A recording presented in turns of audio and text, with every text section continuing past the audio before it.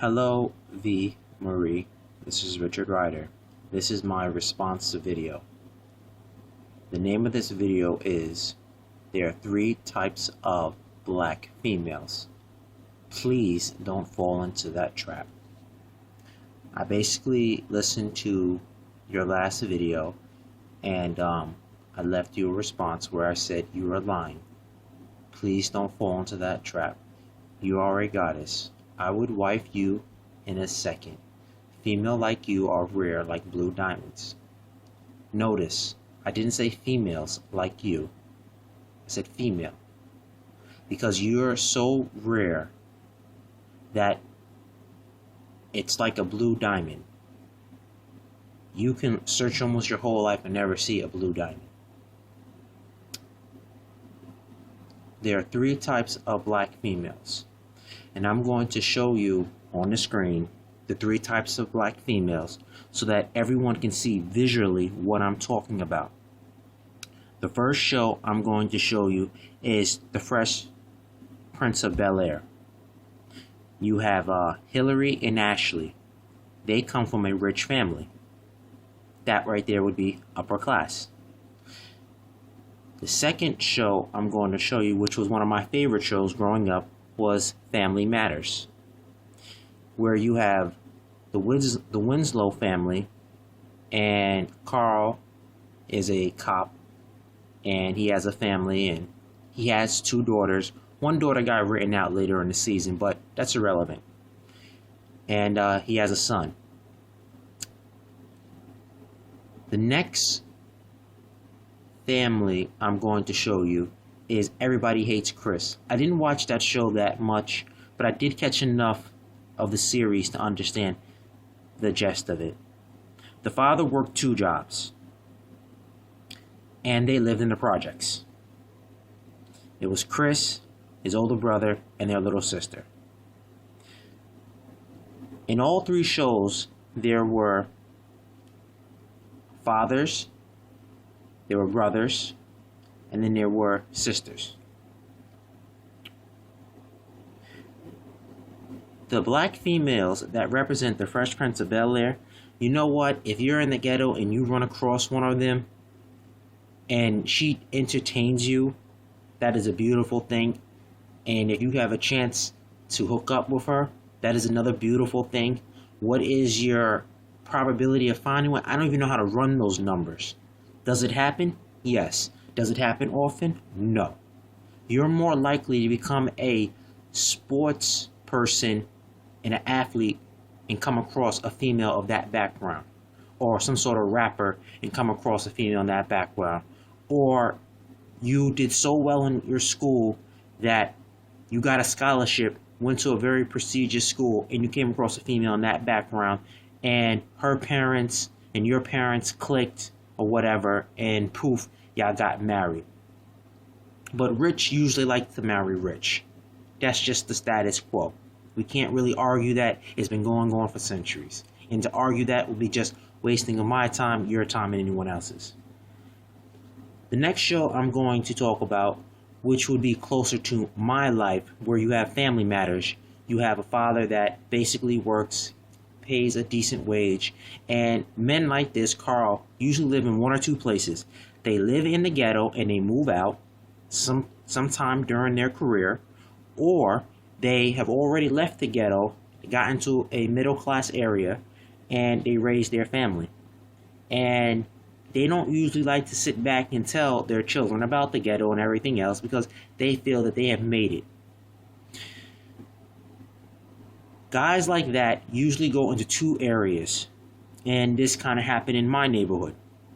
The fact that we're only 1 generation away from the ghetto, we stray back towards there. We find it fascinating, we find it interesting, and we get caught up in the ghetto nonsense.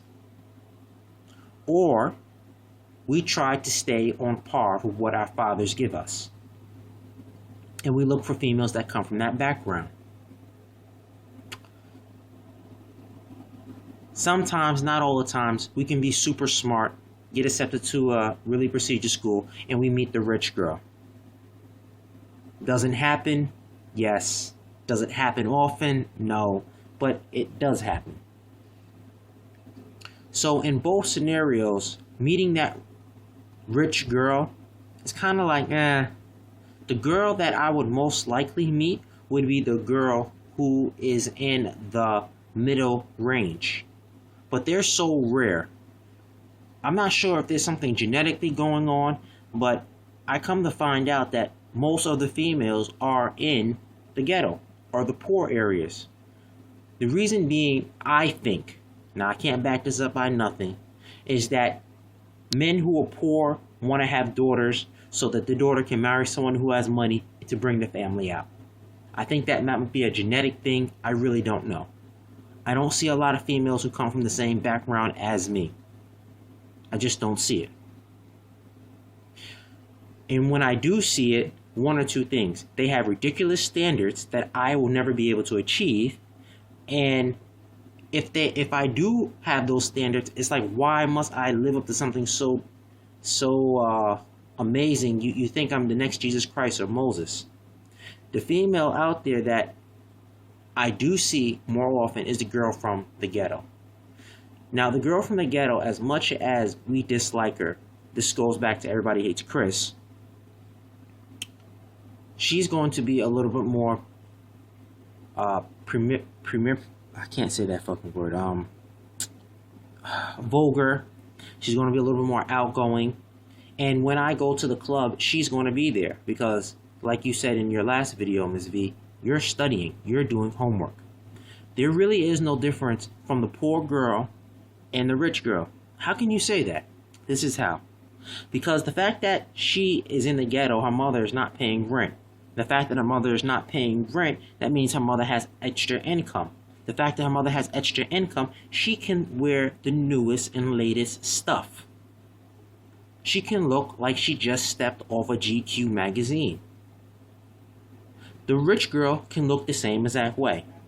So those are the two girls you usually find in the club.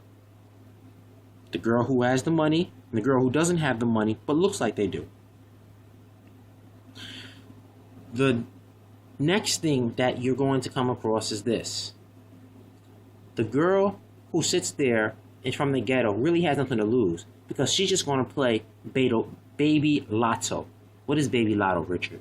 Baby lotto is this. You get pregnant, you know you're worth something. Guess what? Now she gets to live for free for 18 years. Baby lotto. It's a beautiful game. That's what makes the man who comes from the ghetto and the guy from the middle class family, like, really? Is there any difference from you two? Well, yeah. I come from something, he comes from nothing, but yet we're still messing with the same females. Because those are the only females out there who are putting out. The girl who is in the middle level, like myself, will never talk to the thug. And when she does talk to the thug, they are so fast to break up that relationship. And even in my family, when some of my little cousins start to bring up the thugs, I bring them off into the corner and say, what you about? And then everyone says, like, Cousin Richard, I've never seen you act like this. And I tell them, just because your father may not be around, or he might be locked up, or he might be on drugs, doesn't mean you're not loved. You will not be bringing this piece of shit to our family. Let me get back to point.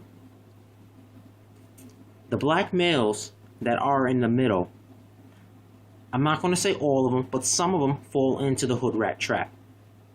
But the females like you are hard to come across because you know you have to keep a certain GPA. You know for you to stay in this prestigious school and get everything coming to you, you have to put your head in the books. Where the male, like myself, I may have not had the scholarship or whatever, but I just took out the loans and now I'm paying for it. You follow me? The female like you who keeps herself clean, who keeps herself nice, has two options in her world.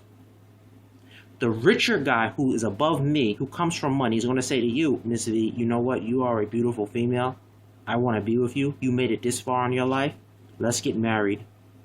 And he knows when he marries you, you may not be on his level financially, but he sees all your potential. And he's going to sit back and become a god to you. And in return, you will be his goddess and you will create beautiful children. one or two things can happen from that. That guy might say, hey, don't work, be a stay-at-home mom, or work, don't worry about it.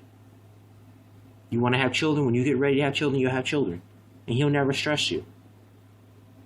But the female that overshadows the middle-class female like you is the hood rat, because there are more hood rats out there than you. That's just the truth. When they sit back and have the rap videos, who are they showing? They're not showing the intellectual female like yourself. They're showing the EBT Section 8 female. You see? So the black female, her biggest enemy is the female who is on Section 8, who's on welfare, who's not doing nothing to benefit none of her ideas. The rich female does not care, because those things do not bother her world. Doesn't bother her world. Only person who really, really, really gets affected is you, Ms. V, who's in the middle. Because when you sit back and get a job, everyone's going to say, oh, you have an attitude. Oh, you're going to be sitting there smacking your tongue. Oh, you're going to sit there and try to pull the race card. And you're always going to have to be battling that EBT ghetto mentality. And when you do hire females, when you get yourself in a certain position, those females are going to be like, hook a sister up. And you're going to be like, what does that mean? And they're going to come with you all kinds of sideways and say that you're a sellout, when all you're doing is just following your job and you already paid your dues. So your biggest enemy is the ghetto female. The ghetto female is the female that overshadows you, and the ghetto female has access to all three men. Because the rich man, he will fuck the ghetto female. The middle class man will fuck the ghetto female. And the poor man will fuck the ghetto female. If that woman knows how to play Baby Lotto, she might be set up for the rest of her life. Females like you are goddesses. I would wife you in a minute.